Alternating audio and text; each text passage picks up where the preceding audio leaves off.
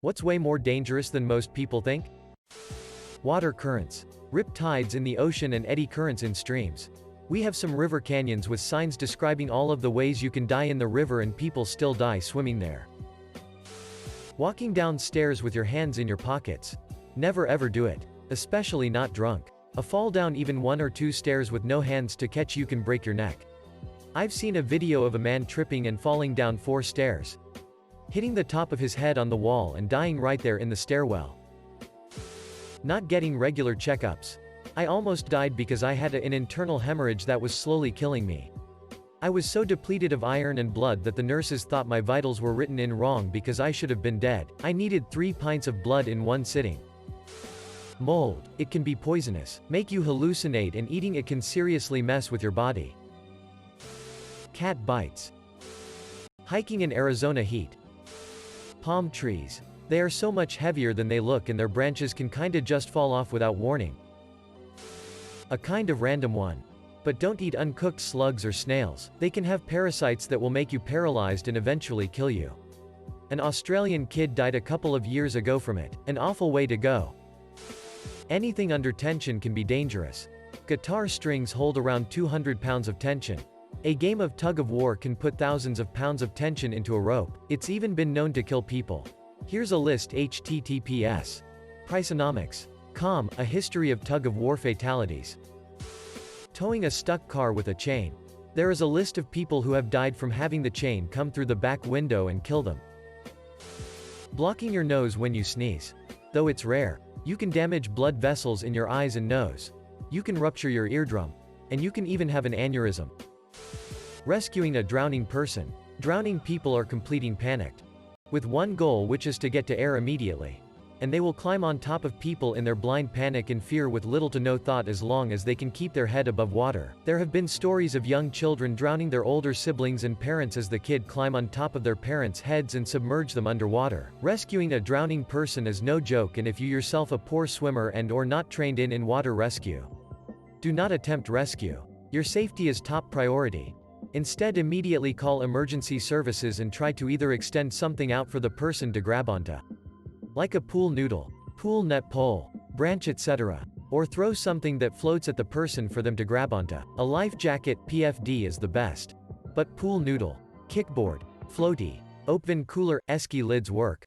If you are trained in water rescue, then you should already know that if you don't need to get into the water, the don't. Remember: call, reach, extend, throw, row, swim, in that order. And always assess the conditions of the water before going in if you do.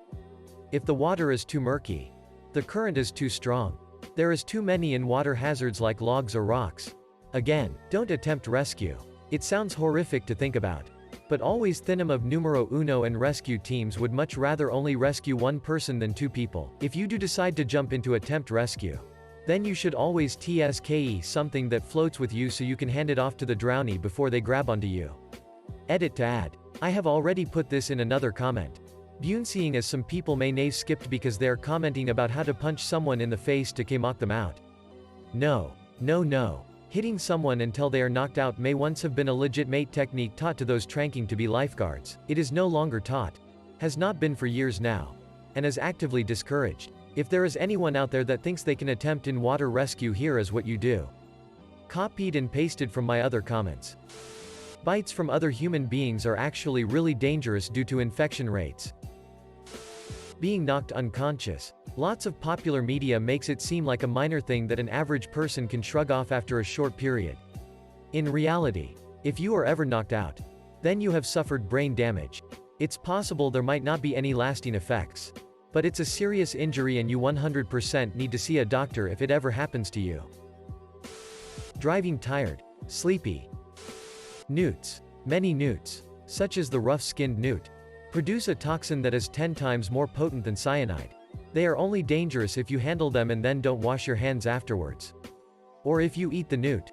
There have been multiple reports over the years of someone eating a newt as part of a hazing ritual for a college fraternity. And then dying. The toxin that some newts produce can kill you inside of 15 minutes because the toxins block the sodium receptors in your nerves, essentially stopping your brain from communicating with your heart. Scary stuff. TLDR, if you handle a newt, wash your hands. And never put a newt in your mouth or you will die. Edit. Did not think this would blow up this much. Thank you to the Redditors that provided so much information about tetrodotoxin. To see it in action, check out this video from Nat Geo. https YouTube beat KVBI5WV8QG.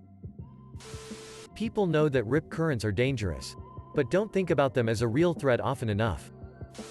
Hypothermia, if your clothes get soaked and you can't dry out and warm up, temps in the 50s F, approximately 13°C, can kill you. This is how people going on day hikes get killed. Something happens and they can't get back to their car, lodge. The weather changes and they can't find shelter and they get wet. They die of exposure. My scoutmaster taught us boys the hard way by teaching us the importance of planning.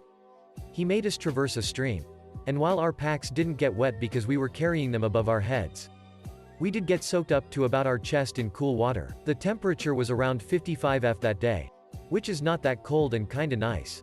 After we got to the other side, you would not believe how quickly we got cold, especially if there is no cover from the wind. And within a few minutes, our hands became useless and we couldn't start a fire. The shivering got so bad, it was incapacitating. The cold set in fast. We learned that day that we needed to make sure our clothes remained dry, even if that means stripping down butt naked to cross the stream. And that we needed to have fire already made and a smoldering ember ready to go along with tinder so that we could get a fire going quickly. That is if we didn't have matches or a fire steel. So he taught us that we should cross the stream, put our dry clothes back on, start a fire to warm up and dry out, and immediately start working on shelter. Hard lessons don't leave you, even after 30 years. Edit. For clarity. Deep cuts on your fingertips. They're called felons and can infect your bloodstream. Clean them out, and if you see a red line traveling up your arm, get yourself to the ER immediately. My neighbor almost died from this when she cut her finger on her violin string. Edit. Removed my advice about changing tires. My main point was don't go under your car if the tire's off without a jack stand. But that should be obvious. Driving. Like you see the statistics of car crash deaths, but I don't think you ever truly realize how dangerous it is to simply drive somewhere since it is such a routine thing. Eating a lot of spinach. Believe it or not, people have had kidney failure from 3 spinach smoothies in a day. This is due to the high levels of oxalic acid. Attempting to change garage door springs without knowing what you're doing can kill you. Electricity. People seem to have little understanding or respect for it. Not getting enough sleep. Mosquitoes. The ocean. Both for swimming, surfing, etc. and for boating. It is 100% not just a big swimming pool or lake. Human beings are in a completely alien environment as soon as they step off the sand or dock.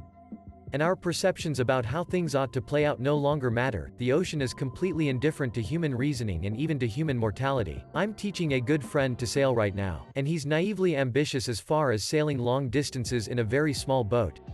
I wasn't joking at all when I chided him by saying, "You haven't been scared enough times yet." The reason I'm so conservative in and around the ocean is because I've developed a healthy, totally reasonable fear of it over the course of my life. Anybody who isn't a little afraid of the ocean hasn't spent enough time around it.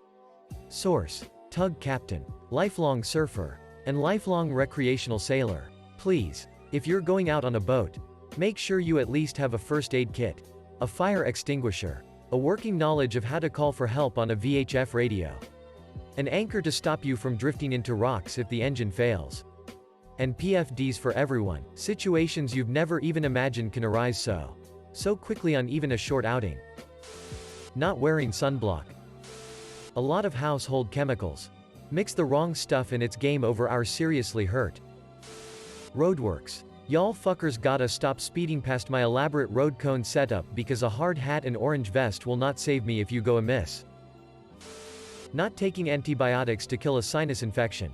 Kinda seems obvious, but 13Y, oh me didn't think so, and that's how I ended up almost dead. Doing nothing for a long period of time.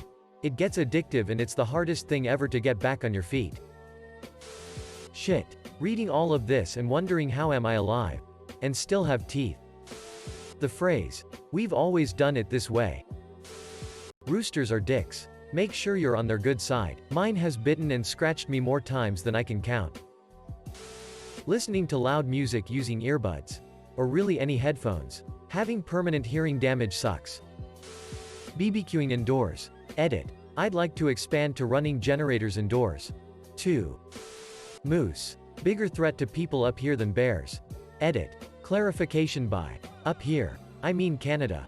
Another clarification: we have a lot of moose and not a lot of grizzly bears. The more common bears, black bears, while still shouldn't be provoked, are a lot smaller and more timid than grizzlies. Not to mention everyone knows to be afraid of bears. They're large carnivores. Most people don't know to be afraid of moose. Hitting a moose with your car is pretty well a guaranteed fatality, but it's also highly underestimated how dangerous these things can be on their own. They can be around the same height as a transport truck and have a nasty temper if you decide to bug one. Texting while driving. Put your fucking phone away, you fuck.